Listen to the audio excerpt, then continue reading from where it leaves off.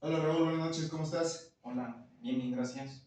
Nuevamente me presento, soy Jorge Ceballos, estudiante de la carrera de Psicología del campus de Texcoco de la Universidad Valle de México. Antes que nada, pedir tu consentimiento para que esta entrevista sea reproducida con fines académicos. Sí, ¿Estás de está acuerdo? bien. Sí. Ok. Bueno, pues nuevamente una conversación, una entrevista contigo. En este sentido, ahora sobre el tema de política, para conocer tu opinión sobre el contexto que está viviendo el país hacia dentro de sus fronteras, así como el contexto internacional.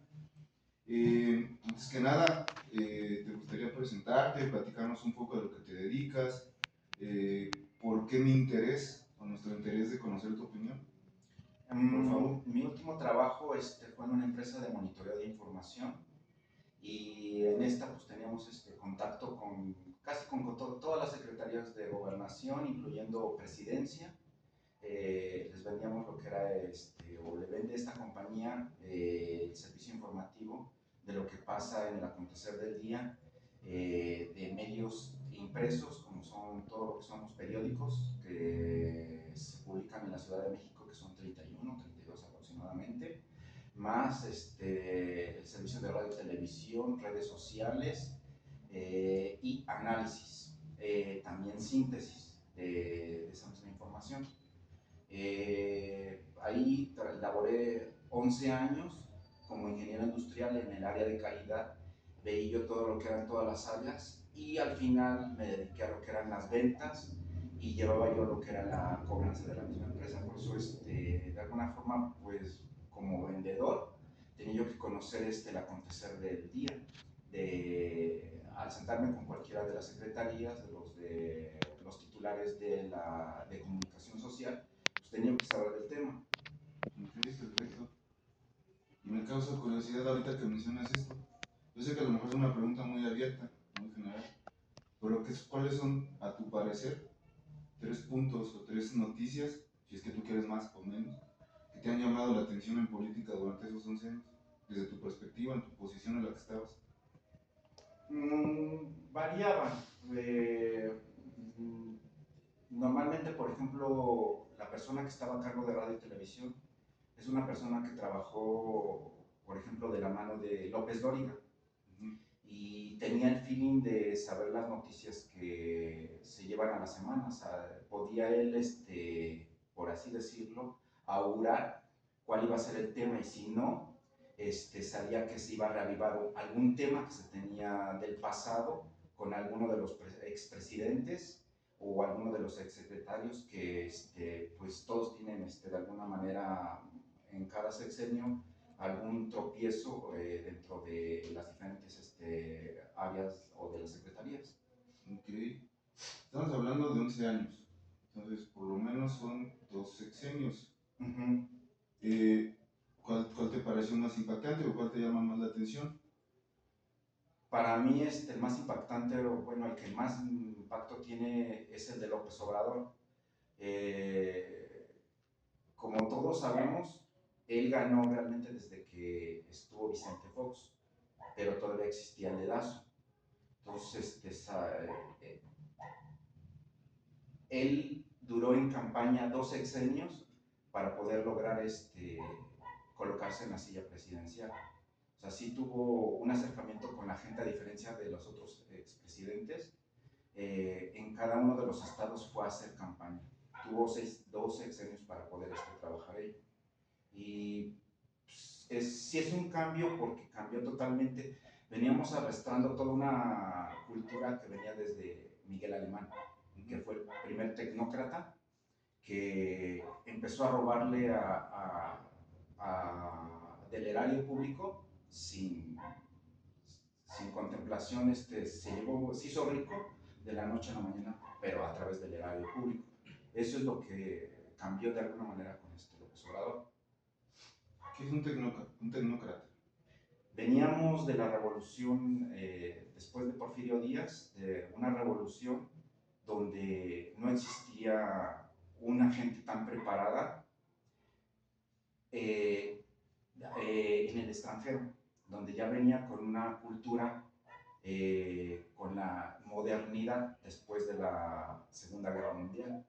La diferencia es que pues, todos los otros presidentes fueron formados aquí en México y no tenían ese bagaje cultural del exterior. Ok, bien, pues, para acotar. Entonces, a pregunta expresa, ahora sí, pregunta número 1.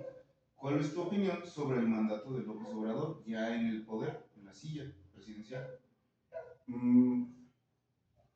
Como sabemos, el mismo presidente lo dijo alguna vez, a los 6 años que voy a estar en la silla, no van a ser suficientes para hacer el cambio que la gente espera de alguna forma. Pero pues no existe gobierno perfecto. Él trató de hacer cambios en 6 años que a nivel población a veces no lo vemos, pero pues existe una pensión que ayuda, por ejemplo, a los adultos mayores y no se había visto eso, que pues, ahorita, por ejemplo, ya es el sueldo, probablemente el sueldo mínimo de algún profesional, que antes no tenían ellos, estaban de alguna manera descobijados, los adultos mayores. En cuestión de secretarías, como movió, no sé, yo llegué a ver noticias donde se vio en el primer año los fraudes que había, por ejemplo, con el ISSSTE, contratos de millones de dólares con farmacéuticas que él redujo de alguna forma y aún así no alcanzan. Seguimos oyendo problemas de medicamentos de cáncer, retrovirales que no alcanzan para la población. Antes se tenían esos mismos problemas, pero yo creo que ahora los medicamentos que tienen son mejores que los que se tenían antes. ¿Te consideras morenista? Sí. ¿Por qué? Me gustó su plan de trabajo y de alguna manera trató de llevarlo a cabo los 6 años que estuvo en la silla y hay una secuencia con la nueva presidenta. Entonces, ¿consideras que todos los cambios estructurales en cuestión legislativa o judicial que venía arrastrando Peña Nieto fueron benéficos para el país? No todos los cambios. Yo creo que sí hay cambios. Por ejemplo, quiere concentrar todo lo que es el gobierno, lo que es la Secretaría de Salud, que yo creo que sería lo más benéfico para... Actualmente conocemos el ISSSTE, la Secretaría de Salud y el IMSS.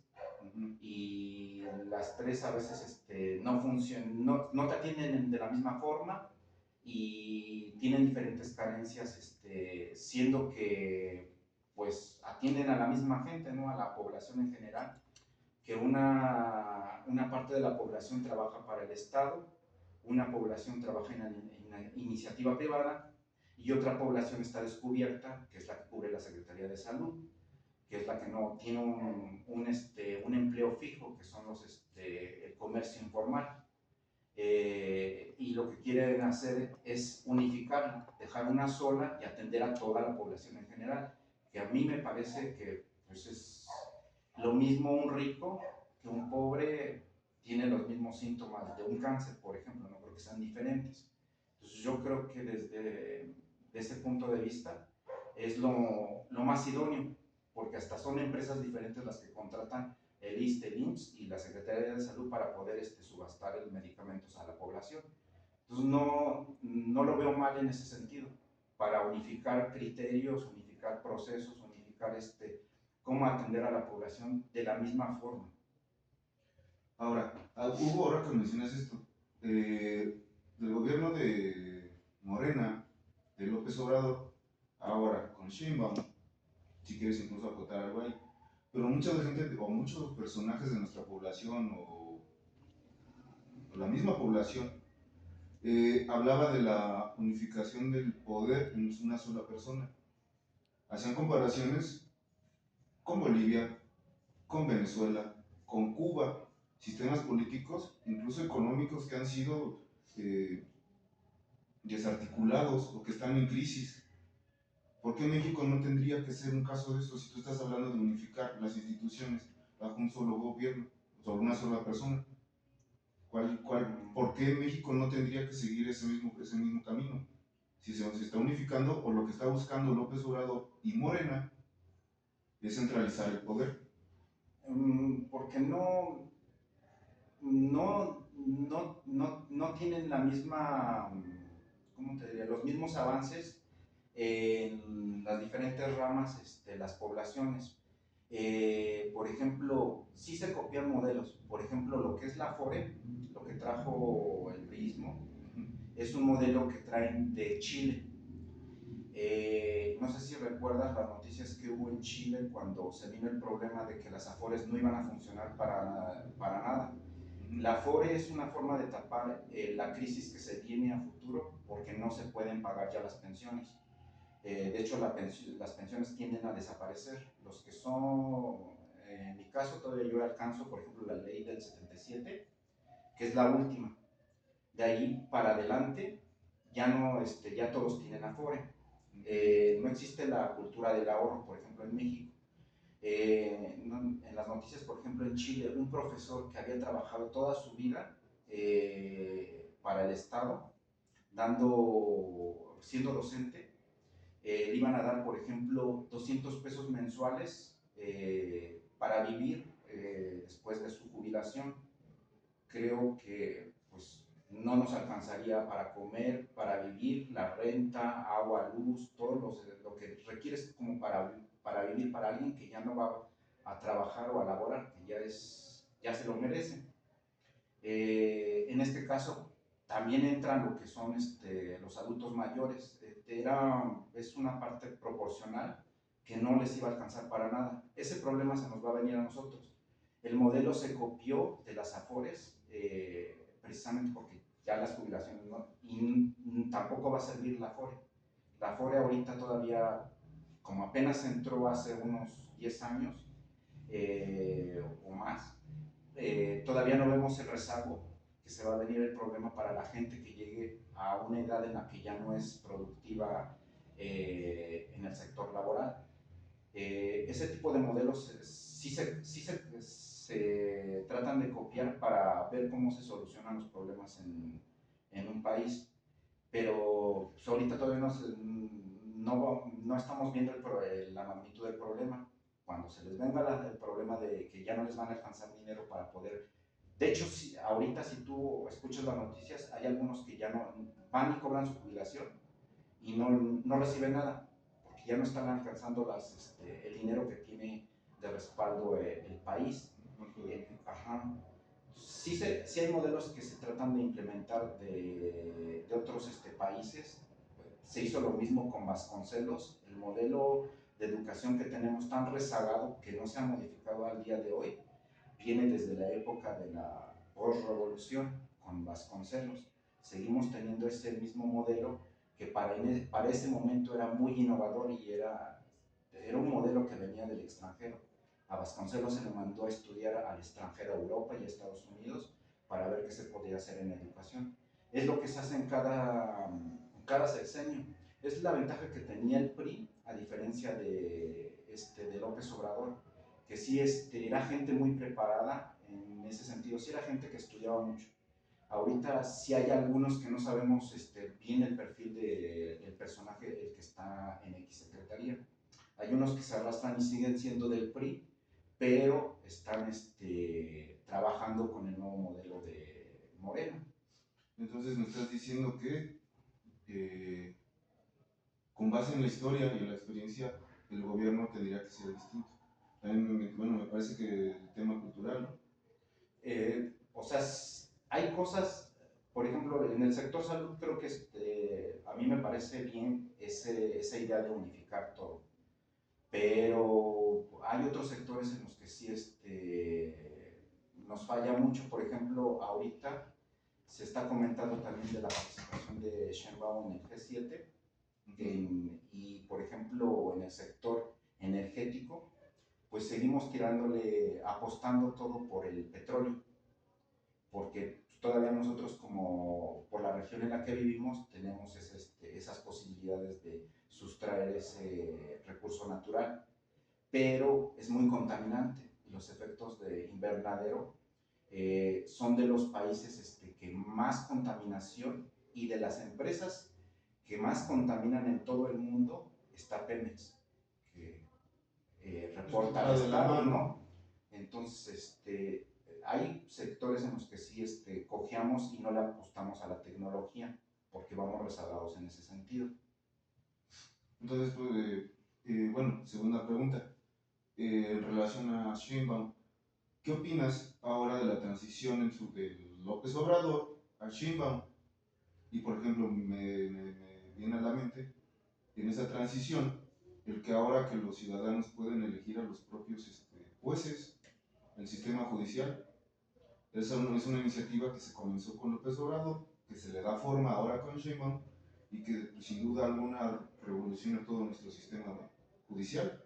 Sí, pues a nivel población, eh, no sabemos mucho del sistema judicial, cómo funcionan los poderes, los tres poderes que tenemos en el país.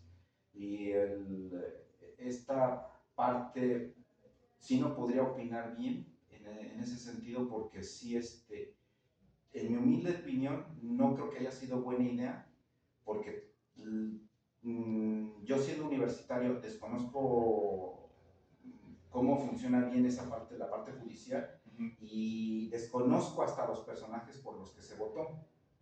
Me imagino a alguien que pues, somos un país rezagado en educación, que la mayoría llegan a la secundaria, las zonas que más población tienen.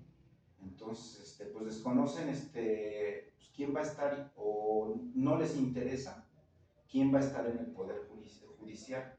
Y yo creo que en mi humilde opinión, creo que no fue muy atinado decir que la población eligiera las personas que van a estar en el poder judicial, porque no los conocemos y no sabemos exactamente su función como tal.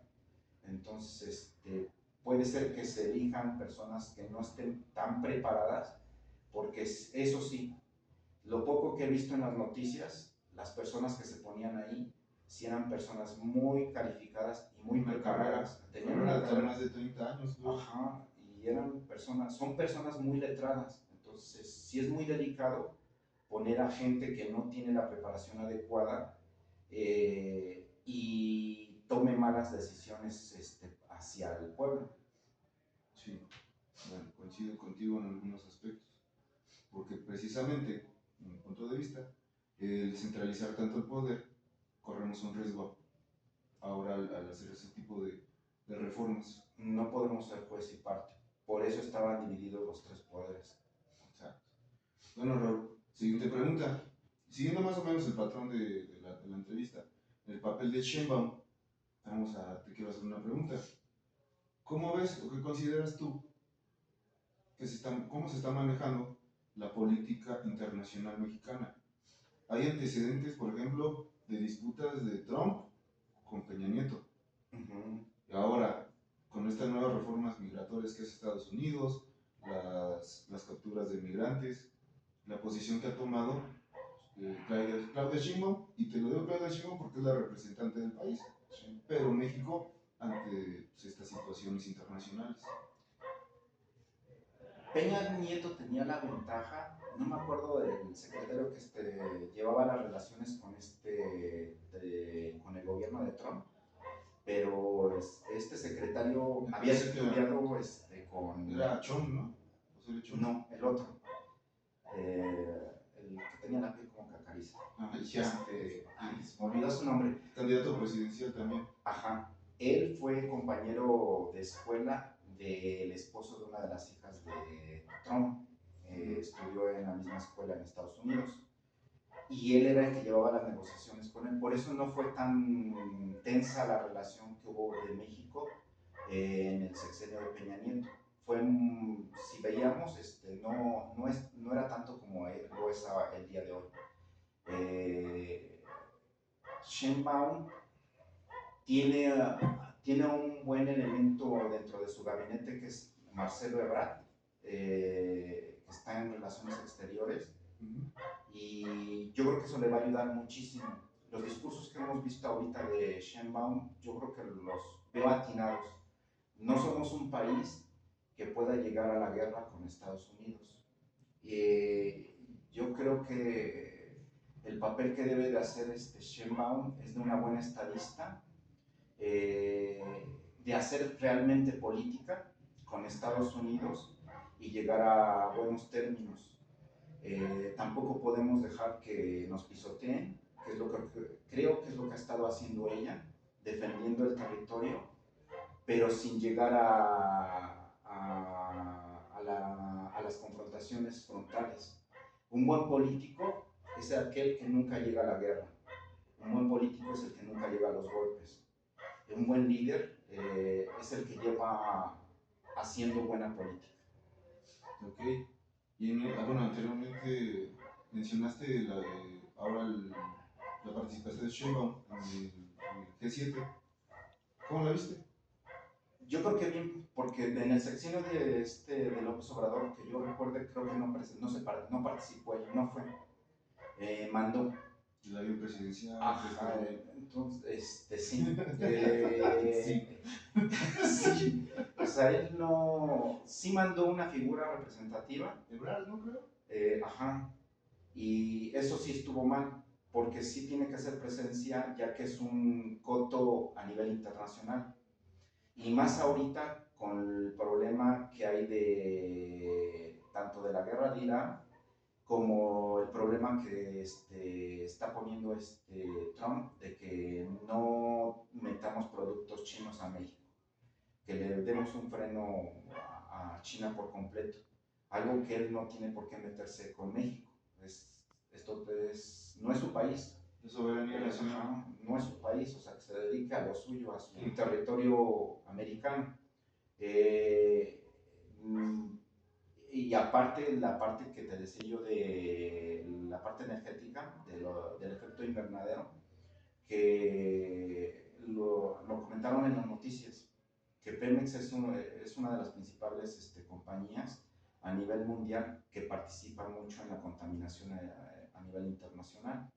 Entonces, pues sí tiene que participar para ver qué es lo que está pasando en el mundo, qué es lo que puede traer hacia México, que pueda ayudarnos a mejorarnos en tecnología y eficientizar esa parte de la explotación de los recursos naturales y no generar tanta contaminación.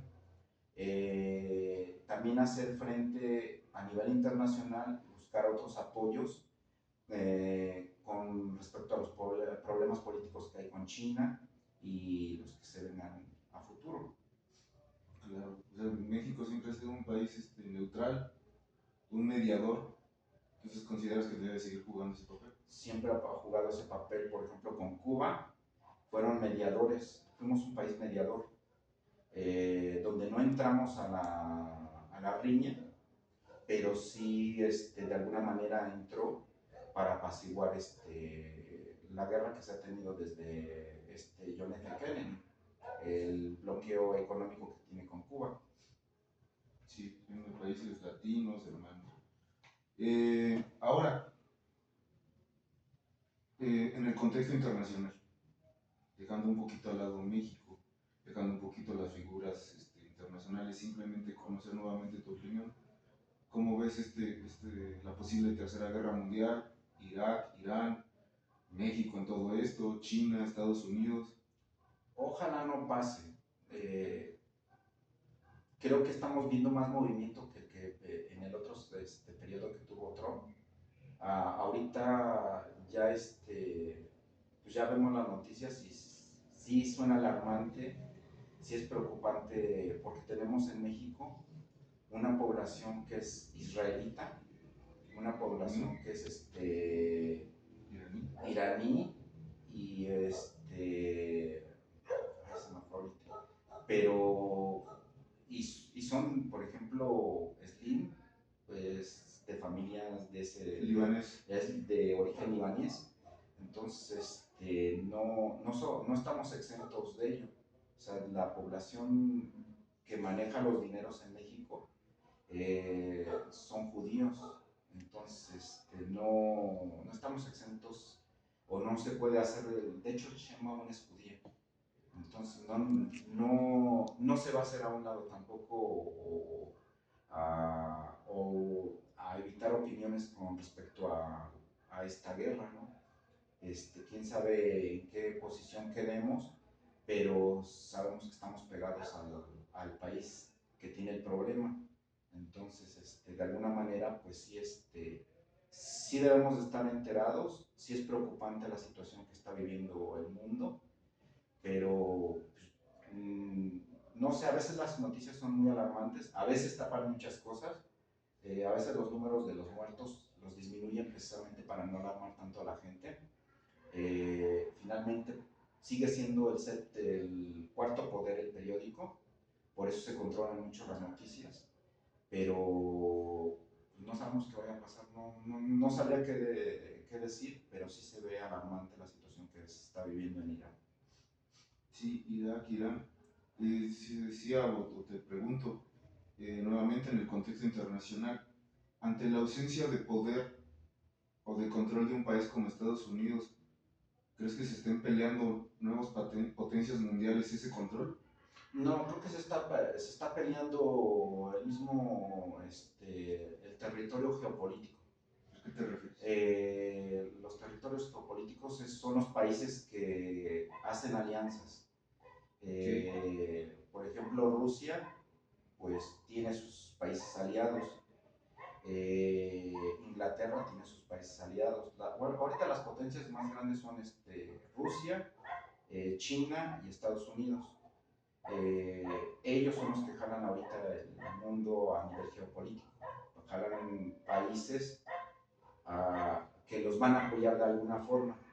Y Israel tiene que ver esa parte con quién se va a apoyar, porque pues ahorita el malo es Irak.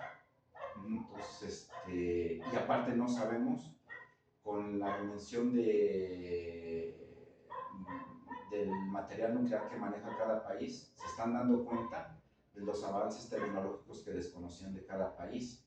Suponían, pero ahorita ya al entrar a esos territorios están viendo que no están tan desvalidos como pensaban. es decir, que existen otras potencias mundiales además de Estados Unidos, ¿no? ¿Tú consideras que hay más peleadores en el ring? Ahorita hay pocos, pero hay otros que, por ejemplo, Corea siempre se ha supuesto que tiene material nuclear, que tiene la capacidad de confrontar a países como Estados Unidos o Rusia, eh, pero no se saben hasta, por ejemplo, ahorita que entraron a Irak, se están dando cuenta que pues, se están defendiendo y la forma en que la tecnología que están utilizando no es tan pobre como pensaban. Sorpresas, ¿no? A nivel nacional, internacional, perdón. Bueno, pues agradezco mucho tu participación, Raúl. Comparto contigo muchos temas, por ejemplo, el gobierno mexicano, lo que está haciendo en el tema social, no es de dejar desapercibido. Difiero en algunos puntos como la centralización del gobierno. Eh, es preocupante, como bien lo mencionas, el tema político internacional, más el tema bélico, que simplemente, bueno, no sé si quieras acotar ahí también algo, será como consecuencia de la pelea por los sistemas económicos o se están activando, como se dice, las economías por la guerra armamentista. En nuestro país, yo creo que el tema que se ha arrastrado de las drogas, que internamente ha avanzado muchísimo. Antes era Colombia, ahora está en México esos cotos de poder que se están peleando internamente, que tiene que también atacar Sheinbaum, de forma que no salgan afectada a la población en general, porque pues, en las noticias vemos todos los días que hay muertos con relación a eso, y Trump nos está atacando por esa parte, ¿no? La parte de que él culpa a México por las drogas que están pasando hacia Estados Unidos, cuando es un país consumidor desde hace muchísimo tiempo, desde que estaba Colombia al poder como potencia en Latinoamérica en cuestión de drogas. Ok, y otro tema muy ah, pues a considerar, ¿no? O sea, me refiero muy susceptible de opiniones. ¿Qué tanto tiene la culpa México? ¿Qué tanto tiene el consumismo de Estados Unidos? Había otro tema, si quieres lo dejamos para otras ocasiones, porque son charlas muy buenas contigo o entrevistas. Eh, en el tema de la frontera sur, quién suministraba las armas, quién hace rico al narcotráfico, Sí. el mismo narcotráfico, las figuras, o sea, muchos temas a nivel internacional y nacional. Sí. Agradezco mucho tu participación, agradezco mucho que me ayudes en estas entrevistas, Raúl. Siempre será un honor platicar contigo, sabes que te quiero, te considero mi amigo, y que no sea la última ocasión, ¿vale? Va, Te agradezco. Muchas gracias, Raúl. al contrario.